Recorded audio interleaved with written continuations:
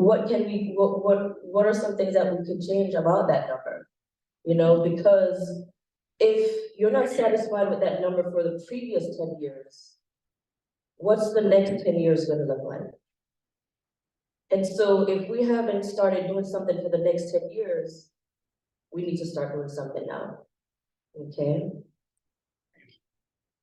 All right, so one of the things that, and again, we're gonna talk, we're gonna converse back and forth, all right? This is this wheel of, oh my goodness, your wheel, kind of your wheel of your life, pretty much. And we fall somewhere in here, you know. We have this wheel, think about a car, and we have this, the car has 4 tires, hopefully 4 good tires, and this circle right here represents your, kind of what we aspire to do or to be or to have in our lives, right? Most of the time, we would want to be a 10 in our purpose in life, or in our professionalism, or our fitness, or money finances. But sometimes the wheel is not a total 10, right? Sometimes, just looking on the screen right here, you know, your work or career, you might be like, man, this sucks right now. This job, they could take this job and, you know, and it might be a 5, right? Your money and your financial situation right now, that might be a 6, a 7, a 9, a 10, or it might be a 2, it might be a 1. Your purpose, you know, your spirituality, what you're enhancing to be a better person in life. Where is that number on this wheel? You know, your family relationship, your love for. Oh, I just feel weird doing this, you know. So it's like on this circle, would you have a perfect round circle anywhere, or will it be a little bit jagged? You know, is there going to be an 8 and then maybe a 7 and then are we going up and around, or are we a perfect circle? And so if we're not a perfect circle, a perfect wheel, what are those things that could attribute that might be causing that wheel to not be circular? You know, how much of that wheel is from finances? How much of that wheel keeps you up at night? How much of that wheel kind of makes you want to wake up sometimes like, whoa, what's going on here? You know, the bills are coming in, the month is still going on, but the paycheck isn't there anymore. You know, what keeps you up at night? Is it inflation? For instance, right now, gas. I went to Kentucky a couple weeks ago, and I was so shocked. Gas was $2.39 a gallon. I was like, wait, what? What? In California, do you know how much we paid? So if we're paying that now for gas, what's gonna happen in the next 5, 10 years? How are we preparing for that? You know, do we wake up at night thinking sometimes, oh my gosh, how am I gonna pay these credit card bills? Do we have medical situations that we're just like, oh my gosh, how am I gonna get through all this? What's keeping you up at night on this wheel, or perhaps it's not on this wheel? You know, my personal story is something that happened just while we were in Kentucky. Having a great time, visiting some friends, some family. There was a baby reveal. So we went there and we're getting everything together. Went to Waffle House. We're in Kentucky. Waffle House. Gotta go get some waffles. We had breakfast. Me and two other the person in the car. Got some breakfast. We're laughing, talking, joking, whatever we're gonna do for the next event for this baby shower. And we're laughing, talking, joking, going wherever we're going next. And we stopped at the the stoplight, and we're there talking, laughing, joking, blah, blah, blah, blah, blah. All of a sudden, bam. We stopped. I mean, we're just like, wait, what just happened? What just happened? Someone rear-ended us at the stoplight. At the stoplight. The good, and as that happened, you know, the driver, she was frozen. And she's about to be a grandma. She was the one driving. And she was just frozen. She was just like, she was just looking like this. I was in the back seat, I got out, and I went to the person that just find out what was going on, you know, just to get my thought process immediately was, holy crap, what if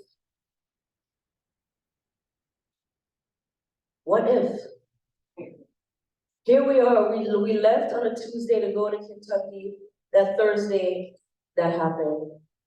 What if, thank goodness, all four of us walked away from that crash. All four of us. Aches and pains still, you know, the person, the passenger, front passenger, she wasn't feeling any pain. The driver, definitely yes. Yes.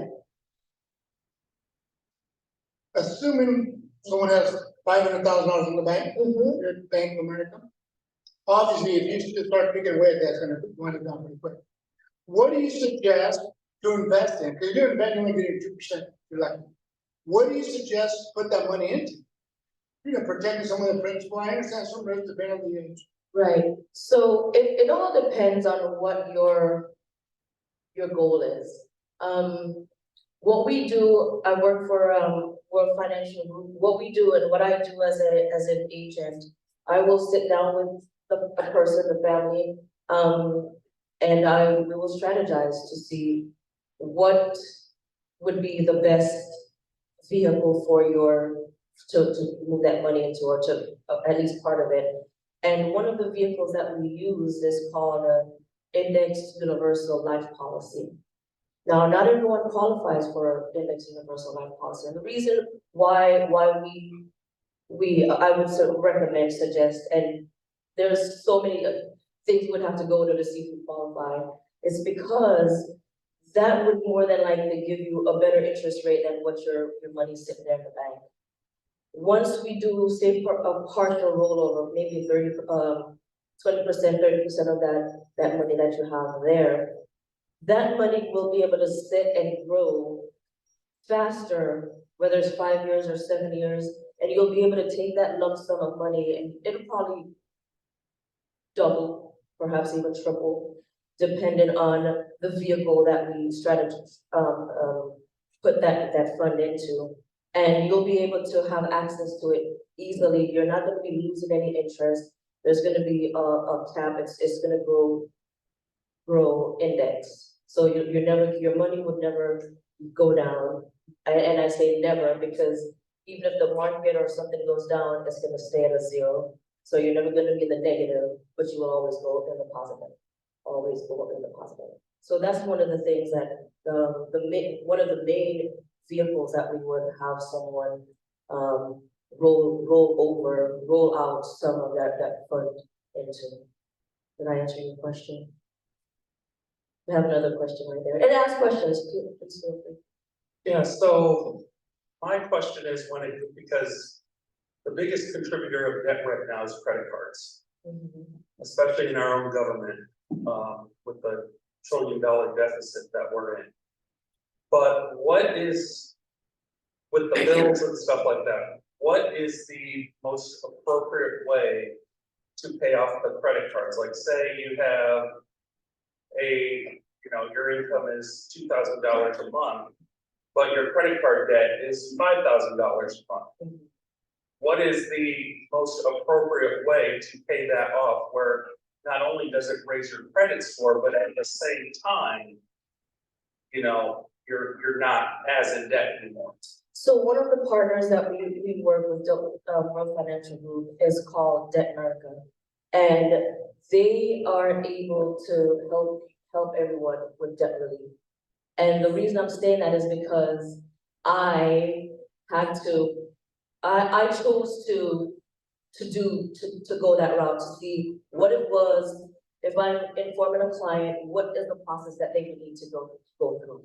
So that's one of the vehicles, and they would be able to, but a matter of fact, let me tell you, they guarantee whatever your debt is, within 2 to 4 years, it will be gone. Because they truly work with the creditors. You might be trying to pay the minimum payment, it's not going anywhere because that interest rate is so high. So these people, they cut out the person, they talk directly to those creditors, they talk directly to those lenders, and they're gonna help with that debt relief, that you have. So you can now start putting some of that money somewhere else. And you're not feeling as though, oh my gosh, this is killing me, I can't pay my bills. And only because, again, I did it myself. And I'm gonna tell you, I was paying $1,200 a month in debt on different things. And the interest on all those debt was astronomical.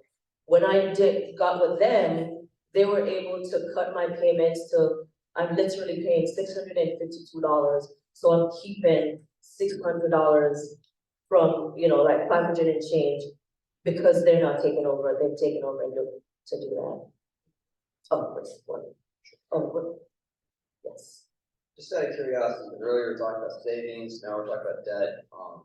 Just out of curiosity, so what would be an appropriate ratio with respect to time? Like, I know it may vary, but business will probably have a lot more debt basically, because they're gonna be, involved in more risk. But what would you say would be an appropriate ratio for, say, midlife to nearing the end or beginning, so to speak? So I don't think I'm understanding the question. Can you? So like a rate, it's like you can take a ratio between your savings, how much debt you have. So let's say we were just talking about credit card debt, and I guess my credit card debt. So if you're to say like, okay, well, I have like, say 50 grand in debt or something else, how much would be appropriate, savings to ratio for debt, would you say? All right. Everyone's gonna be different. It all depends on, and I just put 2 things right up there. What is your dime and what is your fin? So your dime is, what is your debt? What is your income times 10? What is your mortgage? And what is your expenses or college, college fund? You would multiply all of that. And then you would get your fin, your financial independent number. What dollar value would you be comfortable with when you reach the age, fill in the blank, of retirement, that you want to retire, that you choose to retire? If you want to retire at 50, if you want to retire at 40, if you want to retire at 35, what is that number that you can live with comfortably?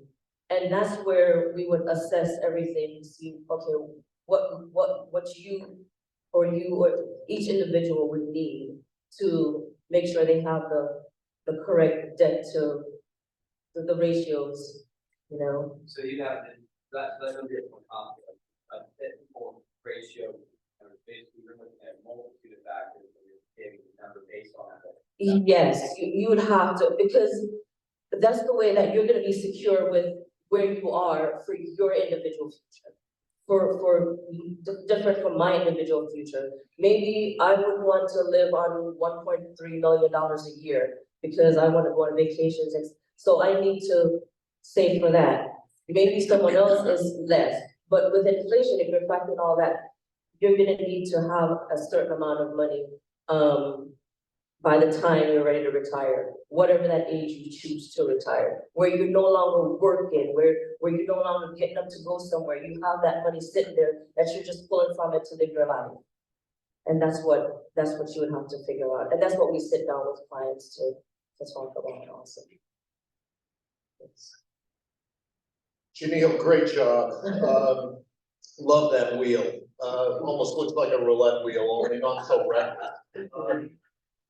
Janille, you're touching on portfolio here. As you know, most everybody in this room is an entrepreneur, okay? And I'm not gonna speak for the whole group, but I know for myself, I wanna go from the S quadrant to the B or the I, okay? In other words, passive income. Income that continues, sleeper money, around the clock.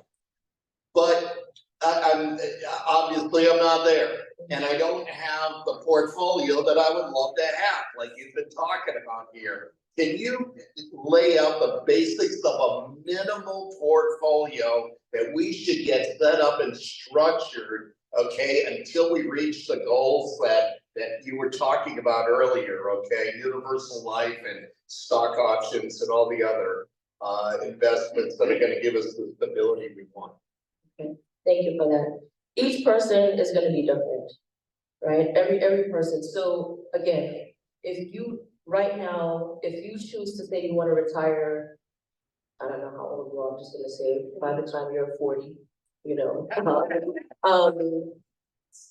41. Which say you're 35 and you wanna retire by the time you're 40, that means you don't want to get up to go to work anymore, right? How much money would you want to accumulate in those 5 years so you can wake up and just be like, life is great, I don't have to go to work today, right? It's up to you. So how much money are you gonna be willing to put away right now for that 5 years, for you to be comfortable? So again, it's all so individualized. Everything is just so individualized, you know, everything. And when we sit down with a client or we sit down with someone, we run the numbers. They're gonna see it in their face that if they put away X by this time frame, they're gonna generate this much. And it's gonna be non-taxable income also. And you're gonna be able to, with the IUL, you'll be, or the FIA, I'm sorry. There's the two different ones, the annuities and the IULs. Depending on which one you're gonna be able to leverage money from that without penalties. Easily. If you're to do that with your 401ks or some of the other stock options, you perhaps will have penalties. So we will, again, you're gonna be in a vehicle that you're gonna be able to have money when you need it, if you wanna go on a vacation or you wanna buy a house or whatever it might be, it's gonna be there for you to access without penalties. Yes, I think, I read somewhere in, I think it was Kipling magazine. The ideal portfolio amount is $1.3 million with a 4% drawdown annually. That gives you about $65,000 to $70,000 a year. You draw that at 4%. So if you're gonna retire, you need $1.3 million in a portfolio, taking out 4% annually. That should give you $65,000 to $70,000. Yes. Well, depending on How long you wanna live, because, right. And again, it depends on, because for instance, I wanna retire when I'm 65. That's gonna be 6 years from now. So how much money do I need to shovel away so that I could have $1.3 million? You know, that's what each individual would have to kind of talk, we would talk to each individual person to make sure they understand that.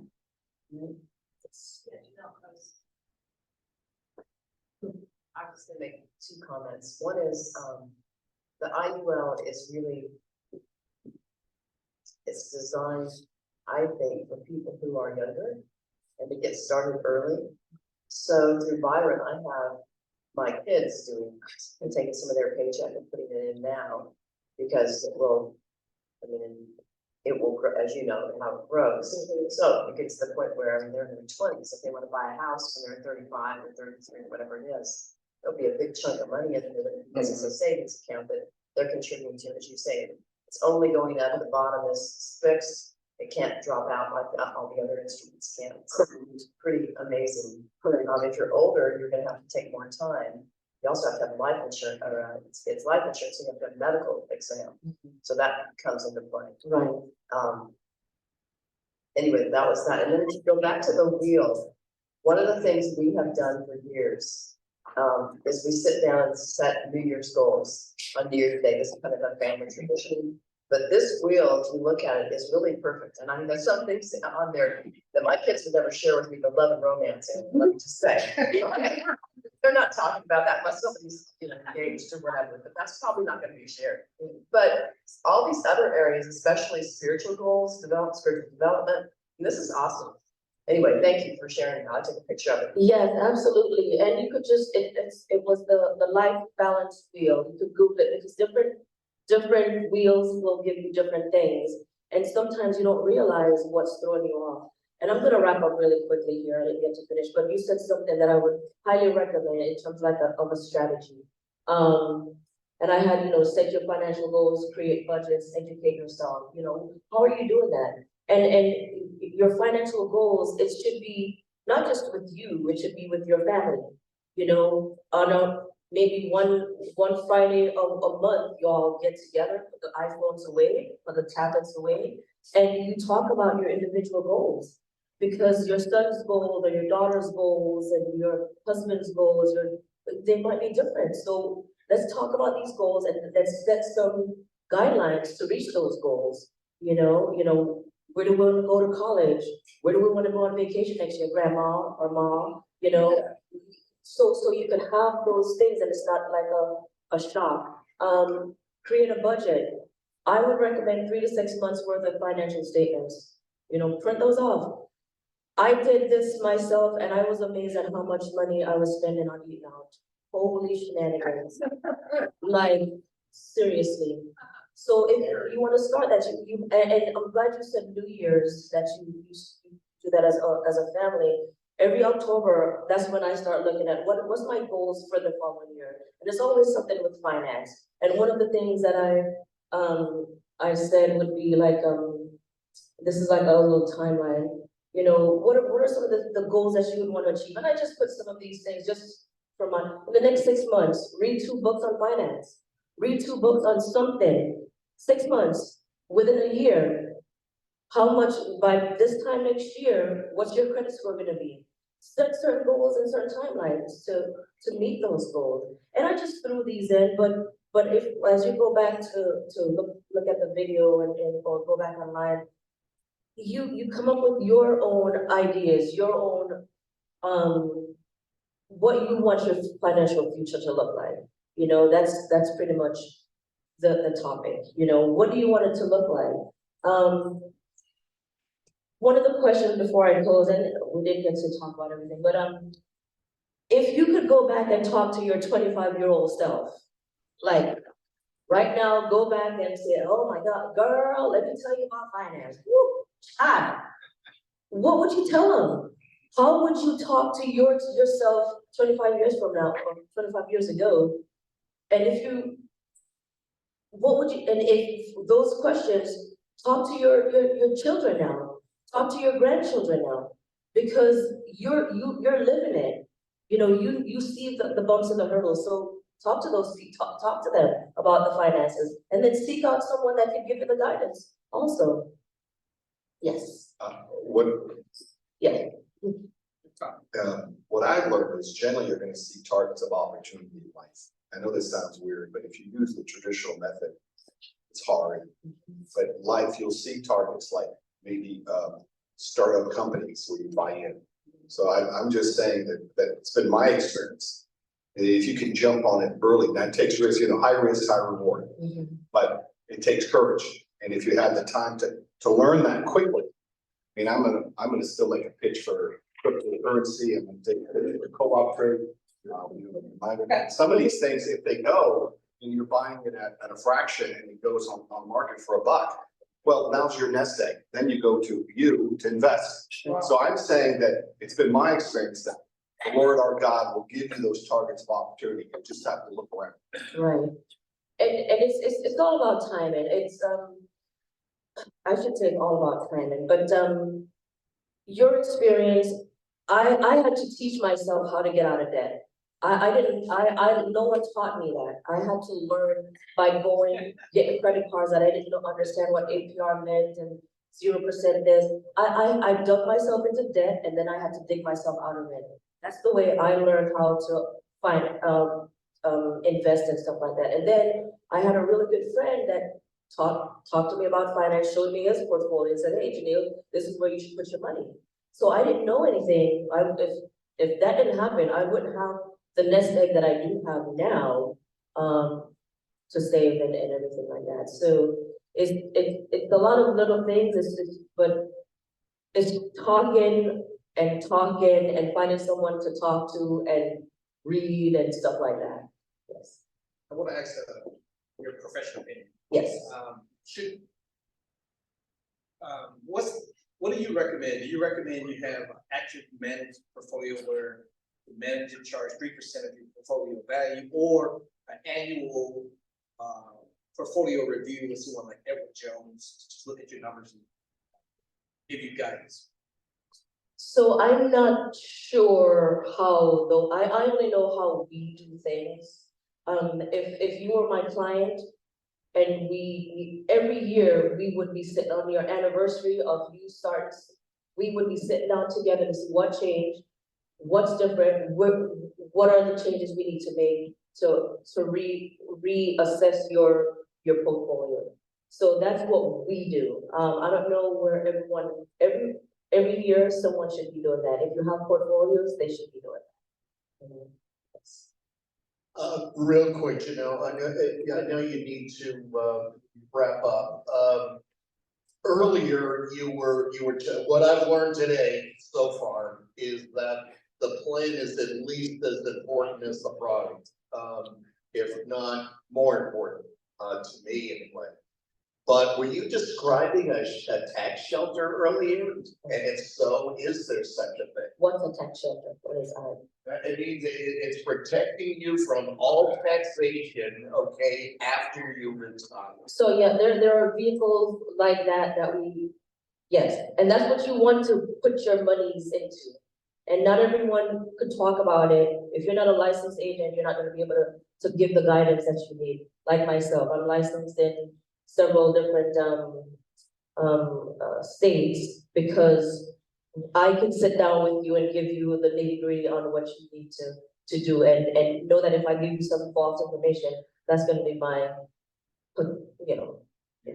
so, but it's so individualized, and yes, and I'm glad you said that, because this little book right here, Money, Wealth, Life Insurance, is only 61 pages.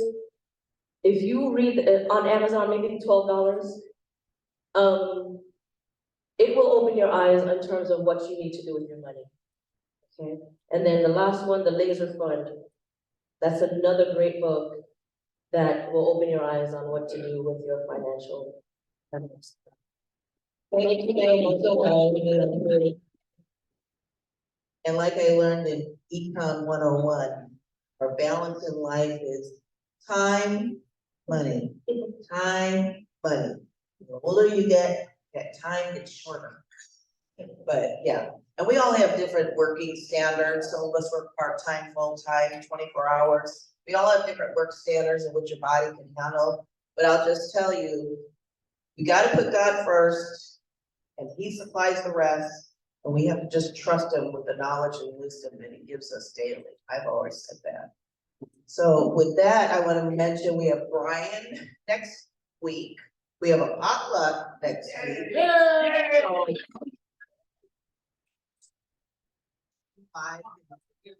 And I bet you we've got some good cooks here and people that know how to shop properly. So I'm sure we're gonna have a lot of nutrition here.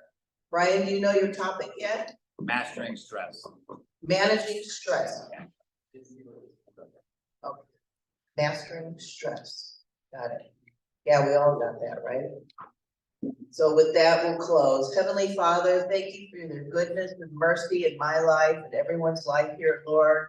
I pray for wealth and happiness in the new year, Lord. I pray, Lord, that each one of us will find a friend, will come here, that we could share the gospel, that we could share goodness with them, Lord. I pray for everybody that's in our community that's unsaved, that they at least hear about Skyline and know the goodness that's taught here, Lord. I know that you want everyone to enter into heaven come Judgment Day. It's not just for us who know you already, it's everyone. And I just pray that we can be a witness to that. I pray that every one of us can be walking miracles and teaching and reaching our loved ones, Lord. And thank you for this class and the leadership in this class and everyone that approaches and even has interest in this class. And thank you so much for our pastor, Jeremy. He's so good and honest and free loving with us and gives us information that maybe we will never hear anywhere outside these walls. In Jesus' name we pray. Amen. God bless you all. Thanks, everyone. Thank you. I had a little thing that I had with these phones, and I don't know if you remember what's going on. It had to do with like what's going on with where you're saving your money right now. Is it the best vehicle? Remember this little guy right here? Oh, yeah. Polish shenanigans. And then I remember I bought this brand new in Japan. I never used it. And then this little guy came out. And then and my friends were making fun of me because they were like, what the heck is this? This is such a small. And then this one came out. And then we keep upgrading, but do we upgrade the things that we need to do for our finances? We sometimes we're still here. And there are other vehicles and other avenues that you could put your finances so that it could get to that 1.3 million that you need to live on in the future. So it's imperative that we find those people to help you upgrade, right? So.